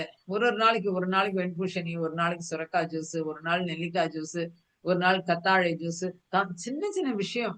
வீட்ல இருக்கமோ அஞ்சல பெட்டியில் வைத்தியம் அப்படிம்பாங்க. வீட்ல இருக்கிற சாமான்கள் வச்சு அப்படின்னு. அதுக்கப்புறம் விட்டமின் டி. விட்டமின் டி அப்படின்னு சொன்னா, எல்லாருக்கும் எழுந்துக்கும் போதே ஒரு சிலருக்கு உடம்பு வலிக்கும். பயங்கரமா உடம்பு வலிக்கும். எனக்கும் இருந்தது முன்னாடிலாம். எழுந்துக்கும் போதே அப்படி ஒரு பாடி பெயின். கை காலெல்லாம் வலிக்கும். என்னன்னு கேட்டா விட்டமின் டி குறைபாடு. விட்டமின் டி குறைபாடுக்கு நம்ம வந்து என்ன பண்ணணும்னா, வெயில் நமக்கு ஏதாவது பணம் கட்டுறோமா? டாக்ஸ் கட்டுறோமா? வெயில் ஒளிக்கு. சூரியனுக்கு ஏதாவது சேருமா? நம்ம இயற்கை தன்னால பிரபஞ்சம் குடுக்குது. நம்ம பயன்படுத்திக்கிறோமா? அப்ப ஏன் வந்தது நான் யோசிச்சு பார்க்கும்போது கிட்டத்தட்ட 1 மாசம் நான் வீட்ட விட்டே வெளியில போல. எனக்கு சூரிய வெளிச்சமே படல. அதனால வந்து சூரிய வெளிச்சத்துல நீங்க 1 மாசம் அதுக்கப்புறம் பசும் பால் குடிக்கலாம். சோயா மில்க் அப்படின்றது கிடைக்குது. சோயா மில்க் குடிக்கலாம். ஆல்மண்ட் மில்க்னா இயற்கையா நம்மளே பண்ணிக்கலாம். கடையில வாங்கணும்ன்றது கூட கிடையாது. நல்லா வந்து ஊற வச்சுட்டு, பாதாம ஊற வச்சுட்டு, நல்லா ஊறுனது தோலை எடுத்துட்டு, ஏன்னா அந்த தோல் வந்து நெறைய பேருக்கு ஜீரணம் ஆகாது. அதனால எல்லாருமே அப்படி பண்ணணும். ஏன்னா இளைஞர்கள் வந்து நெறைய ஓட்டம் அந்த மாரி வேலைகள் அப்படி இருப்பாங்க. ஓரளவுக்கு மேல நமக்கு அந்த பாதாம் தோலை எடுத்துட்டு, நல்லா அரைச்சு, நல்லா வடிகட்டிறணும். நல்லா வடிகட்டி, அந்த பாதாம் பால் அது வந்து அவ்வளவு நல்லா இருக்கும். அந்த பாதாம் பால்ல விட்டமின் டி இருக்கு. தயிர், யோகர்ட் நம்மள ப்ரோபயாட்டிக் அப்படின்னு சொல்லும்போது தயிர். அந்த ப்ரோபயாட்டிக் வந்து உடம்புக்கு தேவை அது கண்டிப்பா. உடனே ப்ரோபயாட்டிக்கோட சப்ளிமெண்ட் நம்ம எடுத்துருவோம். என்ன பண்ணுவோம், அந்த ப்ரோபயாட்டிக்கு இந்த டேப்லெட் குடுத்தாங்க. ஒரு குட்டியா ஒரு பவுடர் குடுத்தாங்க. அத கலந்து குடிக்க அதுல என்ன இருக்குன்னே தெரியாது. நம்ம இயற்கையான முறையில நம்ம தயிர் வீட்ல ஒரு கப் தயிர் சாப்பிடுங்க. அதுக்கப்புறம் வந்து எல்லாரும் குக்கர் சாதம் பண்றாங்க. இந்த குக்கர் சாதத்துல கேஸ் தான் வரும் கண்டிப்பாக. பருப்புகள் எல்லாம் வந்து குக்கர்ல வைக்காதீங்க. மண்பானையில சமைங்க. மண்பானையில சமைக்கும் பொழுது அதுல நுரைச்சு வரும்போது அந்த நுரையெல்லாம் எடுத்துறணுமா. ஏன்னா அந்த நுரையெல்லாம் கேஸ் உடம்புக்கு வாய்வு வருது. அந்த குக்கர்ல அதெல்லாம் பண்ணாதனால தான் நமக்கு நெறைய கேஸ்ட்ரிக் ப்ராப்ளம் வருது. அப்ப வந்து என்ன பண்ணணும் அப்படின்னு சொன்னா, அந்த இது வடிச்ச கஞ்சி சாதம் வந்து நல்ல கொஞ்சம் வெள்ளை அரிசியை தவிர்த்து, நம்ம பால் என்ன பண்ணுவோம், பாலிஷ்டா இருந்தா நல்லா இருக்கும் அரிசி. அப்படிம்போம். வெள்ள வெளேர்ன்னு சாதம், வெள்ள வெளேர்ன்னு இட்லி இதெல்லாம் தேவையில்லை. கருப்பு கவுனி அரிசி இருக்கு, மட்டை அரிசி இருக்கு. ஒரு ஒரு நாளைக்கு ஒவ்வொன்னு வரகு, சாமை, திணை இதெல்லாம் எவ்வளவோ விஷயங்கள் இருக்கு. அத வடிச்சிரணும். அந்த வடிச்ச கஞ்சியில பார்த்தீங்கன்னா, விட்டமின் டி சத்து அவ்வளவு இருக்காம். இப்ப யோசிச்சு பாருங்க. இவ்ளோ விஷயங்கள் நம்மளுடைய சைவத்துல இருக்கு. அப்போ வந்து நம்ம என்ன பண்றோம் அப்படின்னு சொன்னா, இந்த சைவ உணவில் இவ்ளோ அத்தன சத்துக்களும் இருக்கு. அத்தனை சத்துக்களும் இருக்கு. அந்த அந்த மாரி இருக்கும் பொழுது, நமக்கு வந்து அந்த சைவத்தை நாம் கண்டிப்பாக உண்ண வேண்டும் அப்படின்றாரு. இதுல ஒவ்வொருத்தரும் சொல்லியிருக்காங்க பாருங்க. எல்லாமே இந்து மதத்தில் பகவத்கீதையில என்ன சொல்லியிருக்காரு கிருஷ்ண பரமாத்மானா, எனக்கு வந்து அன்புடன் பக்தியோட ஒரு இலையோ, பழமோ, பூவோ, ஒரு ஒரு கொஞ்சம் நீரோ வையுங்க அப்படின்றாரு. அதுல எந்த இடத்துலயும் எனக்கு வந்து அசைவம் வையின்னு சொல்லல. அப்ப அப்ப என்னன்னா இந்து மதத்திலும் சொல்லப்படுவது என்ன அப்படின்னு கேட்டா, கண்டிப்பாக சைவமாக இருக்க வேண்டும். எந்த ஒரு இடத்திலயும் அசைவம் சாப்பிடணும் அப்படின்றது சொல்லவே இல்லை. இஸ்லாம்ல எடுத்துக்கோங்க. என்ன சொல்றோம், எல்லா உயிர்களிடமும் இரக்கம் காட்டு அப்படின்றாரு முகமது நபி. அவரும் அப்படிதான் சொல்றாரு. அவர் என்ன சொல்றார், விலங்குகளை ஊனப்படுத்தாதே அப்படின்னு சொல்லியிருக்காரு. தன்னை தன்னை விட கீழ்ப்பட்ட உயிர்களுக்கு கருணை காட்டுங்கள் அப்படின்னு தான் சொல்றாரு. இன்னொன்னு வந்து என்னன்னு சொல்ல, குர்ஆன் சூரா 6 பதம் 38ல இந்த பூமியில் உள்ள மிருகங்களும் 2 ரெக்கைகளும் வானில் பறக்கும் பறவைகளும் உனக்கு மற்ற மக்களை போன்றவையே, அவர்களை நீ அன்பாக நடத்து அப்படின்னு குர்ஆன்லயும் போட்டிருக்கு. ஆனா இன்னைக்கு வந்து அத்தனை பேரும் அவங்கதான் நான்வெஜ் சாப்பிடுறாங்க. முகமது நபி சொல்லவே இல்லை. கிறிஸ்தவ மதத்தில் என்ன சொல்றாங்கன்னா, இயேசு வந்து ஒரு நாளும் மாமிசம் உண்ணவில்லை. பல கிறிஸ்தவர்களுக்கு உண் என்னன்னு கேட்டா, உண்பது தவிர்ப்பதை இடையூறாக இருப்பது கிறிஸ்து மாமிசம் உண்டார் அப்படின்னு இவங்களா நினைச்சுக்கிறாங்க. ஆனால் கிரேக்க மொழி மூலத்தை சற்று ஆழ்ந்து கவனிக்கும் பொழுது, உணவு உண்ணுதல் அப்படின்றது வேறு மாமிசம் இல்லை அப்படின்னு சொல்லிட்டு கண்டிப்பாக சொல்லியிருக்கிறாங்க. அப்ப அந்த மாமிசம்ன்றது எவ்வளவு மோசமான ஒரு விஷயம் அப்படின்னு. அதுக்கு புத்தம் வந்து மாமிசம் உண்பதை புத்தர் ஒரு நாளும் அனுமதித்ததில்லை. தம்மபதம் அப்படின்ற புக்ல புத்தர் வந்து மற்ற உயிர்களுக்கும் பயம் உண்டாகாமல் இருக்க சீடர்கள் மாமிசம் உண்ணாதும் இருக்க வேண்டும் அப்படின்னு சொல்லிட்டு சொல்லியிருக்காரு. புத்திசாலிகளின் உண்ணும் உணவு சைவ உணவு, சாதுக்களின் உணவு சைவ உணவு, மாமிசம் கலந்திருக்கும் உணவு விஷ உணவு. நாம் யாருக்கும் எந்த வகையிலும் எந்த சூழ்நிலையிலும் மாமிசம் உண்பதை அனுமதிப்பதில்லை அப்படின்னு புத்தர் அவ்வளவு நல்லா சொல்லியிருக்காரு. அதுக்கப்புறம் நமக்கு தெரியும் ஜைனர்கள் அகிம்சையே சமண மதத்தின் அடிப்படை. 108 சமண மதத்தின் 108 வகையான ஹிம்சைகள். மற்ற உயிர்களுக்கு கேடு செய்ய சிந்தனை சொல் இவற்றால் ஈடுபடுவதும் பாவமாகிறது என்கிறார். ஜீவ ஹிம்சையே மிக பாவமான செயல். நமது பாவங்களை நமது நோய்கள். தயவு செய்து என்ன சொல்லியிருக்காருன்னா, விலங்குகளை கொல்லாதீர்கள் அப்படின்னு போட்டிருக்காங்க. இன்னும் கேட்டீங்கன்னா ஜெயின்ஸ் எல்லாம் என்ன பண்ணுவாங்கன்னா, காலிஃபிளவர் கத்திரிக்காய் எல்லாம் கூட சாப்பிட மாட்டாங்க. என்னன்னு கேட்டா அதுல பூச்சி இருக்கும். அதை நம்ம காலிஃபிளவர் வந்து வெந்நீர்ல போடுவோம். அதுல வந்து இதா இருக்கும், சாப்பிட மாட்டாங்க. எவ்வளவோ நல்ல நல்ல விஷயங்கள். அந்த சைவ உணவு மட்டும் தான் நமக்கு ஒரு முக்கியமான ஒரு என்னன்னு கேட்டா அந்த சைவம் தான் சிறந்தது. சைவம் மட்டுமே உண்ண வேண்டும். அசைவம் என்பது மோசமான ஒரு விஷயம். சைவமாக மாறுங்கள், மனிதனாக வாழுங்கள் அப்படின்றாங்க. மனிதராக வாழ வேண்டும் என்றால் சைவ உணவு மட்டும் தான் நமக்கு ஆரோக்கியத்தை கொடுக்கும். இந்த ஜென்மால இவ்வளவு விஷயங்கள் தெரிஞ்சிருச்சுன்னு சொல்லும் பொழுது, நம்ம நெறைய பேருக்கு சைவத்தை பத்தி நாம் உணர்த்த வேண்டும். நாமளும் சைவமாக மாற வேண்டும். தியானத்துக்கு வந்தாச்சுன்னா எல்லாருமே மாறிடுறாங்க. ஆனா நம்ம மாறினால் கூட நம்ம போய் மத்தவங்கள் கிட்ட சைவத்தை பத்தி வலியுறுத்த வேண்டும். சைவ ஆகாரம் மிகச்சிறந்த ஆகாரம். சைவமாக வாழ்வோம், மனிதனாக வாழ்வோம். நிறைய தியானம் செய்வோம். சைவ பேரணிகள் கலந்து கொள்வோம். இதுதான் இன்னைக்கு ஷேர் பண்ணணும்னு நினைச்சேன். வாய்ப்பு கொடுத்ததற்கு மிக்க நன்றி. இவ்வளவு நேரம் பொறுமையா கேட்டதற்கும் மிக்க நன்றி. Thank you so much.